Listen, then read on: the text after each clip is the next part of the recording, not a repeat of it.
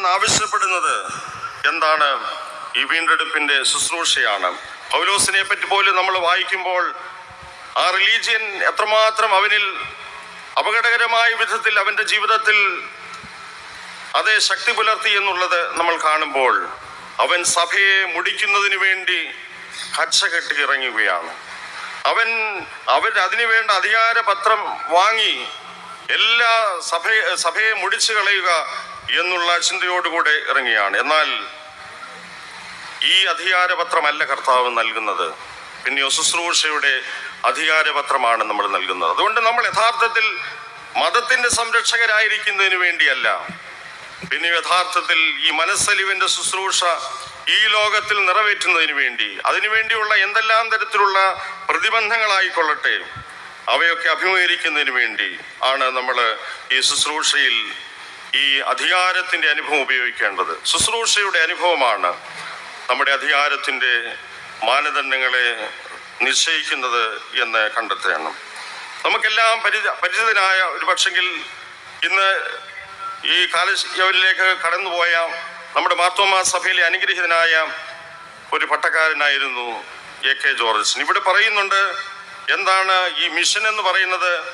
ഒരു ആതിഥ്യം സ്വീകരിക്കുന്നതിന്റെ പ്രത്യേകതയെ പറ്റി അവിടെ പറയുന്നു. മറ്റുള്ളവരിൽ നിന്ന് ആതിഥ്യം സ്വീകരിച്ചുകൊണ്ട് മാത്രമേ ഏതിടത്തും മിഷൻ ചെയ്യുവാനായിട്ട് നമുക്ക് സാധിക്കുള്ളൂ. മറ്റുള്ളവരുടെ ആതിഥ്യം സ്വീകരിക്കാതെ നമുക്ക് ഒരു മിഷൻ സാധ്യമല്ല. AK ജോർജിനെ പറ്റി പറയുന്നത് ഞാൻ ആ ഒരു കോണ്ടെക്സ്റ്റിൽ നിന്നുകൊണ്ടാണ്. AK ജോർജ് അച്ഛൻ നമുക്കെല്ലാം അറിയാം, ടിബറ്റൻ ബോർഡറിൽ പോയി ദീർഘവർഷങ്ങൾ ആ പ്രദേശത്ത് പ്രവർത്തിച്ചതായിട്ടുള്ള വ്യക്തിയാണ്. ദീർഘദൂരം ദിവസങ്ങൾ മലകൾ താണ്ടി താൻ ആ പ്രദേശത്ത് ചെന്നത് എത്രയോ തരത്തിലുള്ളതായ അപകടകരമായിട്ടുള്ള ദുർഘടങ്ങളായിട്ടുള്ള വഴികളെ താണ്ടിയാണ്. എന്നാൽ അവിടെയുള്ള പ്രദേശത്ത് താമസിക്കുന്ന ആളുകൾ പഹാടി ഷേർപ്പ എന്ന് പറയുന്ന പ്രത്യേക വിഭാഗത്തിൽപ്പെട്ട ആളുകളുടെ മധ്യത്തിൽ താൻ പോയി ശുശ്രൂഷ ചെയ്ത ആദ്യ കാലഘട്ടത്തിൽ തനിക്ക് അവിടെയുള്ള ആളുകളുടെ ആതിഥ്യം സ്വീകരിച്ചുകൊണ്ടാണ് താൻ ഇവിടെ ശുശ്രൂഷ തുടങ്ങിയത് എന്ന് കണ്ടെത്തുവാനായിട്ട് സാധിക്കും. അച്ഛൻ്റെ ജീവിതത്തിലൂടെയാണ് പറഞ്ഞത്, ആതിഥ്യം സ്വീകരിക്കുന്ന ഒരു മിഷനാണിത്. ഒരു പ്രത്യേക പ്രദേശത്തിന്റെ ആതിഥ്യം സ്വീകരിക്കാതെ നമുക്ക് അവിടെ ശുശ്രൂഷ ഫലകരമായിട്ട് നിറവേറ്റുവാനായിട്ട് സാധിക്കില്ല. പ്രിയപ്പെട്ട അച്ഛൻ തൻ്റെ ജീവിത അവസാനത്തോളം യേശു ക്രിസ്തുവിൻ്റെ ചൂടടയാളം ശരീരത്തിൽ വഹിച്ചതായിട്ടുള്ള വ്യക്തിയാണ്. യേശുവിൻ്റെ ചൂടടയാളം എന്ന് പറയുമ്പോൾ തൻ്റെ ശരീരത്ത് പോലും ആ മാർക്ക് അവശേഷിപ്പിച്ചു എന്ന് പറഞ്ഞാൽ ഒരു പക്ഷെങ്കിൽ അതിൽ അതിശയോക്തിയില്ല. പച്ച മാംസം അവിടെയുള്ള തദ്ദേശവാസികളായ ആളുകൾ തനിക്ക് ഭക്ഷിപ്പാനായിട്ട് കൊടുത്തപ്പോൾ അത് രണ്ടു കൈയും നീട്ടി വാങ്ങിയത് ഭക്ഷിച്ചതിന്റെ ഫലമായിട്ട് വയറുവേദനയെടുത്ത് അസഹ്യമായ രീതിയിൽ താനായി തീർന്നപ്പോൾ അവിടെയുള്ള തദ്ദേശവാസികളായിട്ടുള്ള ആളുകൾ ഏത് തരത്തിലുള്ള ട്രീറ്റ്മെന്റ് ആണ് ചെയ്തതെന്ന് അറിയാമോ? തീക്കൊള്ളി കൊണ്ടുവന്ന് വയറ്റേൽ കുത്തി. അതാണ് അവരുടെ ചികിത്സാ രീതി. ആ മുറിവ് അല്ലെങ്കിൽ ആ പൊള്ളലേറ്റതായ തൻ്റെ ശരീരം അവസാനം വരെ ആ പൊള്ളൽ തൻ്റെ ശരീരത്തിൽ ഉണ്ടായിരുന്നു എന്ന് പറയുമ്പോൾ അതൊട്ടും അതിശയോക്തിയുള്ള കാര്യമല്ല. അപ്രകാരം അവരുടെ ഇടയിൽ അലിഞ്ഞു ചേർന്ന് അവരിൽ ഒരാളായി തീർന്ന് അവരുടെ നന്മയ്ക്ക് വേണ്ടി പ്രവർത്തിച്ചതായ അച്ഛനെ നമുക്കൊരിക്കലും മറന്ന് കൂടാ. അതുപോലെ എത്രയോ ആളുകൾ അച്ഛൻ്റെ ജീവിതത്തെ പറ്റി പറയുന്ന അച്ഛൻ അവസാനമായി ഒരച്ഛൻ എന്നോട് ഷെയർ ചെയ്തതായിട്ടുള്ള കാര്യമാണ്. അച്ഛൻ്റെ അവസാന സമയങ്ങളിലൊന്നും എനിക്ക് കാണുവാനായിട്ട് സാധിച്ചിട്ടില്ല. എന്നാൽ അച്ഛൻ വളരെ മറവി ബാധിച്ച അവസരത്തിൽ പോലും തനിക്ക് അന്ന് അവിടെ പാടിയിരുന്ന സുപരിചിതമായ ചില ക്രിസ്തീയ ഗാനങ്ങൾ പാടിയതായിട്ടുള്ള സമയത്ത് ആ ഓർമ്മയില്ലാതെ കിടന്ന അവസരത്തിൽ പോലും അത് ഏറ്റുപാടി അവസാനം വരെ ആ പാട്ട് പാടിയെന്ന് പറഞ്ഞപ്പോൾ എത്രമാത്രം താൻ ആ ദേശത്തോടും ചുറ്റുപാടുകളോടും അലിഞ്ഞു ചേർന്നു എന്ന് കണ്ടെത്തുവാനായിട്ട് സാധിക്കും. സഭയുടെ മറ്റൊന്നാണ് കർത്താവോട് പറയുന്നത്, സഭയുടെ സൗഖ്യദായക ശുശ്രൂഷയുടെ അനുഭവങ്ങൾ. രോഗികളെ സൗഖ്യമാക്കുന്നതായ, വ്യാധികളെ പൊറുപ്പിക്കുന്നതായ, സകലവിധ ദീനവും വ്യാധിയും പൊറുപ്പിക്കുന്നതായ ശുശ്രൂഷ. നമുക്കെല്ലാം പരിചിതമാണ്. വെല്ലൂർ ക്രിസ്ത്യൻ മെഡിക്കൽ കോളേജിനെ പറ്റി നമ്മൾ കേൾക്കാത്തവരായി ആരും ഉണ്ടാകുകയില്ല.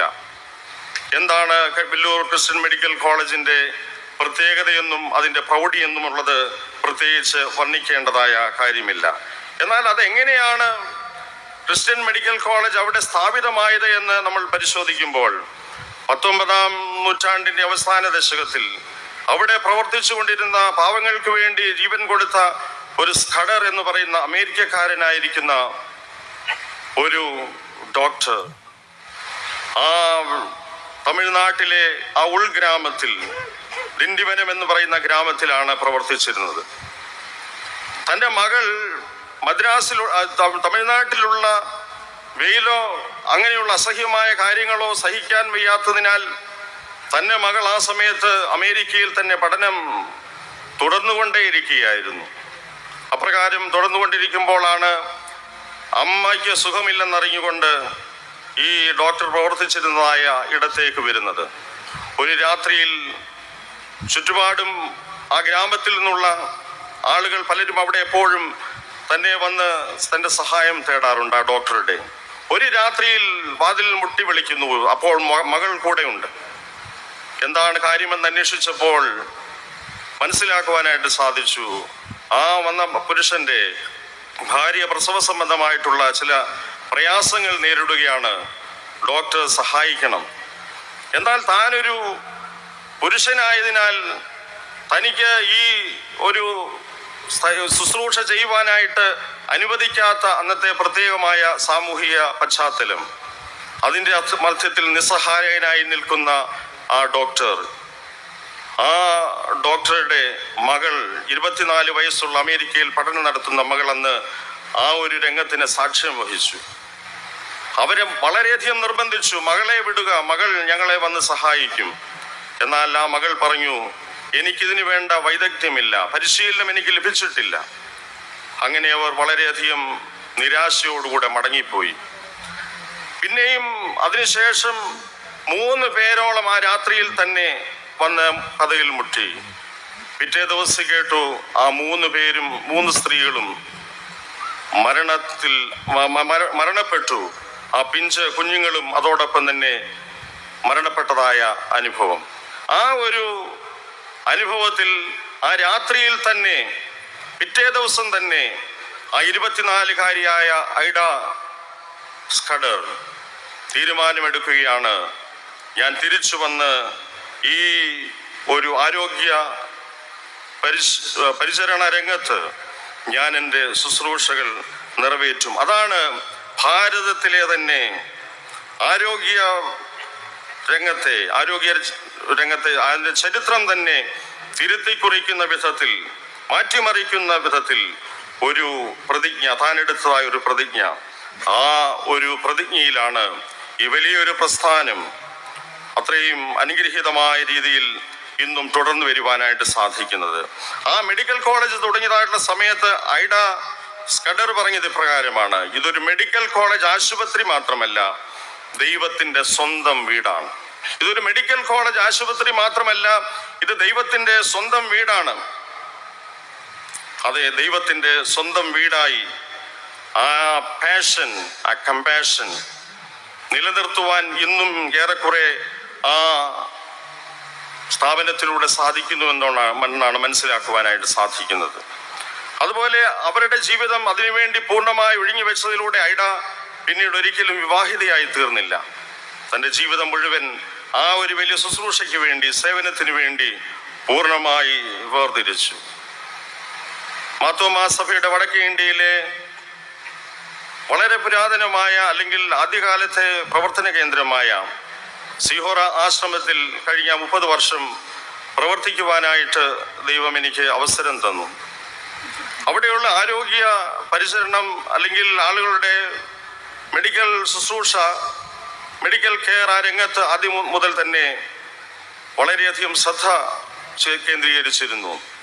അതിൻ്റെ പ്രാരംഭ പ്രവർത്തകരായിരുന്ന കെ ടി തോമസ് അച്ഛൻ, ജോൺ വർഗീസ് അച്ഛൻ, എം ബി മാത്യു അച്ഛൻ, അതിൽ ജോൺ വർഗീസ് അച്ഛൻ തിരുപ്പത്തൂർ ആശ്രമത്തിൽ പോയി പ്രത്യേകമായ പരിശീലനം അന്നത്തെ അവിടുത്തെ ഡോക്ടർമാരായിരുന്ന ഡോക്ടർ യേശുദാസിൽ നിന്നും ഡോക്ടർ പേറ്റിൽ നിന്നും ഒക്കെ നേടുകയുണ്ടായി. അന്ന് മുതൽ ആരംഭിച്ചതായിട്ടുള്ള വൈദ്യ ശുശ്രൂഷ ആശ്രമം 25 വർഷം 1967 പൂർത്തിയാക്കിയപ്പോൾ ദൈവം ഒരു സമ്മാനം എന്ന പോലെ നൽകിയ ഒരു വനിതാരത്നമാണ് ഡോക്ടർ ശോശാമ്മ ഫിലിപ്പ്. ആ ഡോക്ടർ ശോശാമ്മ ഫിലിപ്പിന്റെ കൂടെ കൈവിറയ്ക്കുന്ന സമയം വരെ ഓപ്പറേഷൻ ടേബിളിൽ താൻ ശുശ്രൂഷ ചെയ്തതിന്റെ ദൃക്സാക്ഷിയാണ് ഞാൻ. കൊച്ചമ്മയോടൊപ്പം 3.5 വർഷം അത് കൊച്ചമ്മയോടും സിസ്റ്റേഴ്സിനോടും അവിടെയുള്ള ആശുപത്രി പ്രവർത്തകരോടും ചേർന്ന് 3.5 വർഷം എൻ്റെ ജീവിതത്തിൽ പ്രവർത്തിക്കുവാനായിട്ട്, ഒരു ആശുപത്രി പ്രവർത്തകനായിട്ട് തീരുവാനായിട്ട് സാധിച്ചു എന്നുള്ളത് എൻ്റെ ജീവിതത്തിൽ മറക്കാനാവാത്ത അനുഭവങ്ങളാണ് സമ്മാനിച്ചിട്ടുള്ളത്. കൊച്ചമ്മ ടേബിളിൽ പേഷ്യന്റിനെ കിടത്തിയതിനു ശേഷം അവിടെ ലൈറ്റ് സംവിധാനം, ഇലക്ട്രിസിറ്റി എപ്പോഴും പോകുന്ന ഇടമായിരുന്നു അന്ന്. ആ സമയത്ത് ഇന്നും അങ്ങനെ തന്നെയൊക്കെയാണ് ഏറെക്കുറെ. ടോർച്ച് അടിച്ചു കൊടുത്ത് പലപ്പോഴും കൊച്ചമ്മയുടെ കൂടെ നിൽക്കേണ്ടതായിട്ട് വന്നിട്ടുണ്ട്. ഒരു പ്രാവശ്യം പെട്ടെന്ന് ഈ ചോരയെല്ലാം കൂടി വരുന്ന എനിക്ക് ബോധക്ഷയം പോലെ ഉണ്ടായി പെട്ടെന്ന്. അങ്ങനെയുള്ള പല അനുഭവങ്ങൾ എനിക്ക് പറയുവാനായിട്ടുണ്ട്. ആ കൊച്ചമ്മയുടെ ജീവിതത്തെ പറ്റിയാണ് ഞാൻ പറയാനായിട്ട് ആഗ്രഹിച്ചത്. കൊച്ചമ്മ ഓരോ പ്രൊസീജിയേഴ്സ് നടക്കുന്നതിന് മുൻപായിട്ടും മുട്ടുകുത്തി പ്രാർത്ഥിച്ചിരുന്നതായിട്ട് നേരെ കാണുന്നതിന് സാധിച്ചിട്ടുണ്ട്. കയ്യിൽ വിറയ്ക്കുന്നത് വരെ ആ ഓപ്പറേഷൻസും മറ്റ് കാര്യങ്ങളൊക്കെ താൻ ചെയ്യുമായിരുന്നു. വളരെ അനാരോഗ്യത്തിന്റെ അനുഭവത്തിലായിരുന്നപ്പോഴാണ് സഹോദരനായിരുന്ന ഡോക്ടർ അലക്സാണ്ടർ മാർത്തോമാ തിരുമേനി അവിടെ നിന്ന് കൊച്ചമ്മയെ നാട്ടിൽ കൊണ്ടുവന്നത് എന്ന് നമുക്ക് മനസ്സിലാക്കുവാനായിട്ട് സാധിക്കും. അപ്പോൾ കൊച്ചമ്മയുടെ കൂടെ വൈകുന്ന സമയങ്ങളിൽ ക്ലിനിക്കിൽ ഗ്രാമങ്ങളിൽ പോകുന്നത് എന്നും എൻ്റെ ജീവിതത്തിൽ മറക്കാനാവാത്ത ഓർമ്മയാണ്. ആ ഗ്രാമങ്ങളിലെ ആളുകൾ എത്രമാത്രം ആ ഒരു മാതാവിനെ, ആ ഒരു സ്ത്രീരത്നത്തെ സ്നേഹിച്ചിരുന്നു. അനേക കുഞ്ഞുങ്ങളെയും സ്ത്രീകളെയും ജീവനിലേക്ക് മടക്കിക്കൊണ്ടുവന്നതായ ഒരു പ്രിയപ്പെട്ട ആദരണീയ ഒരു വനിതാരത്നം അതായിരുന്നു ഡോക്ടർ ശോശാമ്മ ഫിലിപ്പ്. അതുപോലെ എത്രയോ ആളുകൾ ഈ ലോകത്തെ ദൈവത്തിന്റെ സ്വന്തം വീടായി തീർക്കുവാനായിട്ട് പരിശ്രമം ചെയ്തവർ, അവർക്കൊക്കെ അങ്ങനെയുള്ളവർ അമ്മമാരും അപ്പന്മാരുമായിരുന്നു എന്ന് കണ്ടെത്തുവാനായിട്ട് സാധിക്കും. അവർക്ക് എന്തുകൊണ്ടാണ് അങ്ങനെ സാധിച്ചത്? ജീവിതത്തിന്റെ ദുരന്താനുഭവങ്ങൾ ഉണ്ടായിരുന്ന എൻ്റെ മധ്യത്തിലും തങ്ങൾക്ക് ലഭിച്ചതെല്ലാം ദാനമായിലാണ് ലഭിച്ചത് എന്നും അതിനെ ദൈവത്തോട് മടക്കി കൊടുക്കുവാനായിട്ട് തങ്ങളുടെ ജീവിതങ്ങളല്ലാതെ മറ്റൊന്നുമില്ല എന്ന് കണ്ടെത്തുവാനും സാധിക്കും. ഒരുപക്ഷെങ്കിൽ നമ്മൾ ഇന്ന് ചിന്തിച്ചേക്കാം, ഇതൊക്കെ ഇന്ന് സാധ്യമാണോ? ഇന്നാര് പോകും? ഇന്ന് അങ്ങനെയുള്ള പ്രദേശത്ത് പോകുവാനായിട്ട് ആരെങ്കിലും തയ്യാറാകുമോ? ആധുനിക സജ്ജീകരണങ്ങളും സംവിധാനങ്ങളും സുഖ സൗകര്യങ്ങളും ഇല്ലാത്ത ഇടങ്ങളിൽ എങ്ങനെ ആര് പോയി പ്രവർത്തിക്കും? തീർച്ചയായിട്ടും ഈ ഒരു ഉൾബോധ്യമുള്ള ആളുകൾ, സകലവും എനിക്ക് ദാനമായിട്ട് ലഭിച്ചു, സകലവും ദാനമായി കൊടുപ്പീൻ എന്നുള്ള ഈ കർത്താവിന്റെ വാക്കുകൾ, അത് ഉൾബോധ്യമുള്ള ആളുകൾ ഇന്നും പോയി പ്രവർത്തിക്കുന്നു. അപ്രകാരം ഒരാളെ നിങ്ങൾക്ക് പരിചയപ്പെടുത്തുവാനായിട്ട് ആഗ്രഹം. ഡോക്ടർ എമി, ഞാൻ കേട്ടറിവാണ്, എനിക്ക് അദ്ദേഹം അറിയത്തില്ല ഡോക്ടർ എമി ദുബായ് മാർത്തോമാ ഇടവകയിൽ വളർന്ന് അവിടെ ഇടവകയിലെ സൺഡേ സ്കൂളും ഗായക സംഘത്തിലും യുവജന സംഘത്തിലും ഒക്കെ സജീവമായി പങ്കെടുത്ത ഒരാളാണ്. എമിയുടെ മാതാപിതാക്കൾ വെണ്ണിക്കുളം സ്വദേശികളാണ്. ഡോക്ടർ എമി ലുധിയാന CMCയിൽ നിന്നും കമ്മ്യൂണിറ്റി മെഡിസിനിലും അതുപോലെ അനസ്തേഷ്യയിലും പോസ്റ്റ് ഗ്രാജുവേഷൻ കഴിഞ്ഞതായ വ്യക്തിയാണ്. വെല്ലൂരിൽ അവിടുത്തെ സർജനായിരുന്ന ഡോക്ടർ അർപ്പിത്തുമായി വിവാഹം കഴിച്ചു. അവര് 3 മക്കളും ചേർന്ന് ഒരു തീരുമാനമെടുത്ത് അവരെവിടേക്ക് പോവുകയാണ്? ബീഹാറിലേക്ക് പോവുകയാണ്. വളരെ ദരിദ്ര ഗ്രാമങ്ങളിൽ ഒന്നായ ബീഹാറിൽ പോവുകയാണ്. 3 മക്കൾ അവരോടൊപ്പമുണ്ട്. ആ 3 മക്കളിൽ ഒരു മകൻ എന്ന് പറയുന്നത് അംഗപരിമിതമുള്ള ഒരു വീട്ടിലെ മാതാപിതാക്കൾ ഉപേക്ഷിച്ച ഒരു കുഞ്ഞാണ്. ആ കുഞ്ഞിനെയും കൊണ്ടാണ് തൻ്റെ കുഞ്ഞുങ്ങളുടെ കൂട്ടത്തിൽ 3 കുഞ്ഞുങ്ങളായിട്ട് കൊണ്ടു നടക്കുന്നത്. അവിടെ ആ ഹോസ്പിറ്റലിനോട് ചേർന്നുള്ള വളരെ പരിമിതമായ സാഹചര്യങ്ങളിൽ ആ ഡോക്ടേഴ്സ്, ആ ദമ്പതികൾ പ്രവർത്തിക്കുകയാണ്. അവരുടെ പരിമിതമായ സാഹചര്യങ്ങളിൽ ആ മക്കളൊക്കെ അവിടെയുള്ള ആദിവാസി കുട്ടികളോട് ചേർന്ന് പഠിക്കുകയാണ്.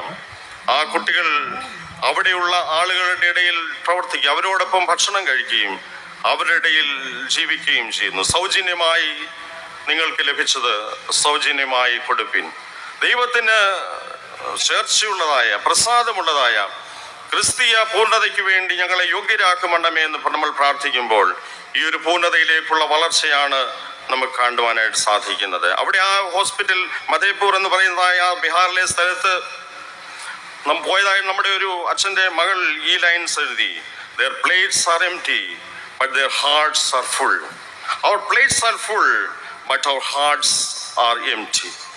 Their plates are empty, but their hearts are full. Our plates are full, but our hearts are empty. എത്രയോ അർത്ഥവത്തായിട്ടുള്ള വാക്കുകൾ. അവരുടെ ഭക്ഷണപാത്രങ്ങളിൽ അവർക്ക് അത് ഒരുപക്ഷെങ്കിൽ അതിലൊന്നുമില്ലായിരിക്കാം, എന്നാൽ അവരുടെ ഹൃദയം നിറവിൻ്റെ അനുഭവത്തിലാണ്. നമ്മളുടെ പാത്രങ്ങളെല്ലാം സമൃദ്ധമായിട്ട് നിറഞ്ഞിരിക്കുന്നു, എന്നാൽ നമ്മുടെ ഹൃദയങ്ങൾ ശൂന്യമായി തീർന്നുകൊണ്ടിരിക്കുന്നു എന്നുള്ളത് നമുക്ക് കണ്ടെത്തുവാനായിട്ട് സാധിക്കും. അപ്പോൾ ഈ ദൈവത്തിൻ്റെ ദാനമാണ് നമ്മളെന്നുള്ള തിരിച്ചറിവ് നമ്മെ ദൈവസന്നിധിയിൽ കൂടുതൽ വിനയാന്വിതരാക്കുകയും ഈ ദൈവീയ ശുശ്രൂഷയിൽ പങ്കാളിത്തം വഹിക്കുന്നതിന് വേണ്ടി നമ്മെ ആഹ്വാനം ചെയ്യുകയും ചെയ്തുകൊണ്ടിരിക്കുന്നു. നമ്മുടെ അഭിമന്യ തോമസ് മാർ തിമോത്തിയോസ് തിരുമേനി എപ്പോഴും ശക്തീകരണം കൊടുത്തുകൊണ്ട് പലയിടങ്ങളിൽ ആവർത്തിച്ച് പറഞ്ഞു കേട്ടിട്ടുള്ള ഒരു കാര്യമാണ് life tithe for Christ, LTC. അപ്രകാരം തിരുമേനി ഇതിനെപ്പറ്റി പലയിടങ്ങളിൽ പറഞ്ഞപ്പോൾ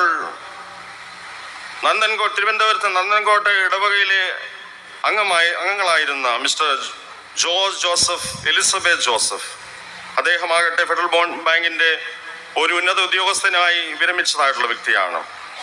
എലിസബeth ജോസഫ് കേരള യൂണിവേഴ്സിറ്റിയിലെ സബ് രജിസ്ട്രാറായി റിട്ടയർ ചെയ്തായിട്ടുള്ള വ്യക്തിയാണ്. ഈ ഒരു അനുഭവം തങ്ങൾക്ക് ഉണ്ടായി. അങ്ങനെ ഗാജിലപ്പള്ളി മിഷനിൽ പോയി, അവിടെ മിഷൻ വിസിറ്റിന് വേണ്ടി പള്ളിയിൽ നിന്ന് പോയതാണ്.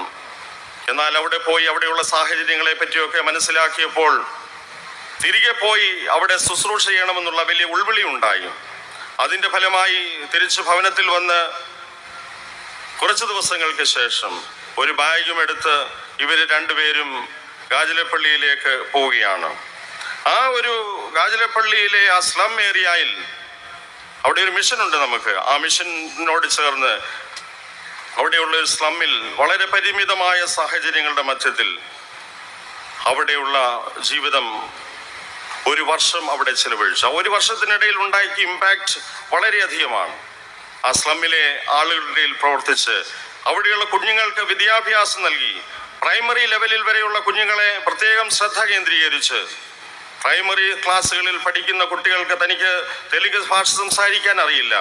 ആ കുഞ്ഞുങ്ങളോട് ആശയവിനിമയം ചെയ്യത്തക്ക രീതിയിൽ ആ കുഞ്ഞുങ്ങളെ ഇംഗ്ലീഷിൻ്റെ ഭാഷ അദ്ദേഹം പരിശീലിപ്പിച്ചെടുത്തു എന്ന് കാണുവാനായിട്ട് സാധിക്കും. അങ്ങനെ താൻ വളരെയധികം ആരോഗ്യരംഗത്തും ബോധവൽക്കരണത്തിലും തെരുവ് നാടകം നടത്തിയും അവരുടെ ഇഴുകിച്ചേർന്ന് പ്രവർത്തിച്ച് ഒരു വർഷം തൻ്റെ ശുശ്രൂഷ പൂർത്തിയാക്കി തിരികെ എത്തിയപ്പോൾ താൻ ഈ അനുഭവം ഷെയർ ചെയ്ത് പലയിടത്ത് പറഞ്ഞപ്പോഴൊക്കെ എത്രയോ ആളുകളാണ് അതിനോട് ക്രിയാത്മകമായി പ്രതികരിച്ചത്. എത്രയോ പേർ ഇപ്രകാരം തങ്ങളുടെ അവധി സമയങ്ങൾ, തങ്ങളുടെ റിട്ടയർമെന്റ് ലൈഫ് അപ്രകാരമുള്ള ശുശ്രൂഷകൾക്ക് വേണ്ടി മാറ്റിവെച്ചു. ആ ഇടവകയിൽ നിന്നും താൻ പോയ ഇടങ്ങളിൽ നിന്നൊക്കെ എത്രയോ ധനസമാഹരണം നടത്തി മിഷനെ സപ്പോർട്ട് ചെയ്യുവാനായിട്ട് സാധിച്ചു. അതിൻ്റെ ഫലമായി സ്റ്റുഡൻസ് കോൺഫറൻസിൽ പറഞ്ഞതിലൂടെ മെഡിക്കൽ വിദ്യാർത്ഥികളായിരുന്നവർ എത്രയോ പേർ തങ്ങളുടെ ജീവിതങ്ങളെ ഈ ശുശ്രൂഷയ്ക്ക് വേണ്ടി സമർപ്പിച്ചു. നമുക്ക് മിഷനെ പല രീതിയിൽ നമുക്ക് സപ്പോർട്ട് ചെയ്യാനായിട്ട് സാധിക്കും. നമുക്ക് ഒരുപാട് ഒഴിവ് സമയങ്ങൾ ഒരു പക്ഷെങ്കിൽ കണ്ടെന്നിരിക്കാം. റിട്ടയർമെന്റ് ലൈഫിൽ നമ്മൾ എന്തെങ്കിലുമൊക്കെ ക്രിയാത്മകമായി ചെയ്യുന്നു ആഗ്രഹിച്ചിരുന്നിരിക്കാം. എന്നാൽ ഈ പ്രിയപ്പെട്ടവരെ സംബന്ധിച്ചോളം അവർക്ക് ഒരു ചിന്തയാണ് അവരെ ഭരിച്ചത്: ഞങ്ങൾക്കിതെല്ലാം ദൈവം ദാനമായി നൽകി, ഇതെല്ലാം ഞങ്ങൾ ദാനമായി കൊടുക്കുവാൻ കടപ്പെട്ടവരാണ്.